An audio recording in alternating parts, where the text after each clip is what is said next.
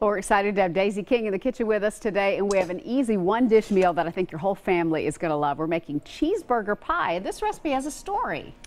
Well, it's from the Tennessee Homecoming Cookbook 30 years ago, and when I wrote the book, I solicited recipes from folks all across the state, and each time they would send me a recipe, they would tell me a story.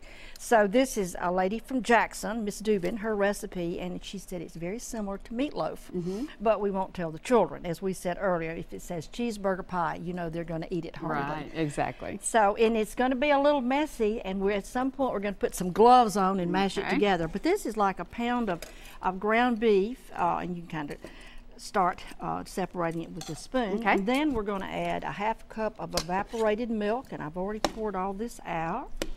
And make sure it's not the sweetened condensed milk, it's just the plain evaporated milk. Thank you for saying about that sometimes. And a half a cup of ketchup, and we'll get all of this out. And then your recipe says about a third of a cup of breadcrumbs, but sometimes I'll add a little bit more just because the ground beef is going to have some grease in it. So you want it to absorb. Right. And then our next ingredient is a fourth a cup of freshly chopped oregano. Okay.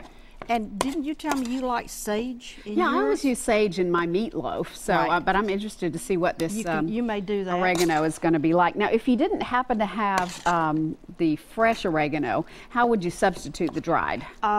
You'll use a teaspoon. Okay, about just a teaspoon of the dried oregano. Yeah, because it's much stronger than the fresh is. And this is 3/4 of a teaspoon of salt and about a half a teaspoon of black pepper. We're going to mix all this together. And Meryl, I think you're really okay without putting your gloves on. I brought them. We're going to put if you want to gush it with your hands like you always do with meatloaf, you can. In our unbaked pie shell.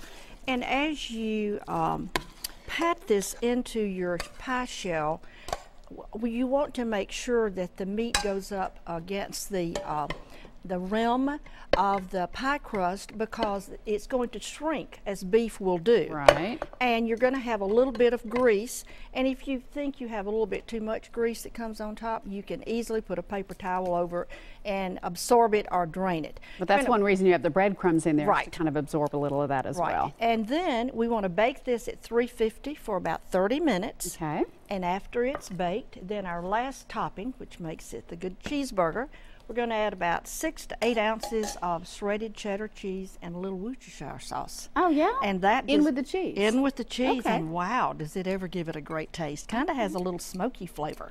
Nice. And you'll you'll pull that out of the oven and then put add this on top. Bake 10 more minutes. Okay. And that's it. And this recipe is, I mean, we've talking about children. Adults like it as well. It's great for dinner. It's great for lunch. You can make it ahead, keep it in your refrigerator when the children come home from school to have early suppers with. It just goes a long way. Could you freeze this and pull it back out? Yes, I would freeze it before the cheese. Right. I would bake it and then freeze it, and then throw it in your refrigerator, put your cheese on top, and you're ready to go. That's a great idea. You've shown it over here served with a yummy salad. Tell me about the salad. Well, this is just it's a spinach and quinoa salad because quinoa is so popular right now. And I used some dried cranberries and some mango. Mango's good. Oh, yeah. Some fresh celery and some green onions and some corn, and just did an orange vinaigrette dressing and tossed it together. That looks fantastic. Well, thank you. Of course, if you don't want to make it yourself, you can always pick it up at Miss Daisy's Kitchen over in Grassland Market in Franklin. Thanks so much, Daisy. This looks delicious. It's my pleasure. Can't wait to try it. Thank this is recipe number 5410. It's online now in the Talk of the Town recipe section at newschannel5.com.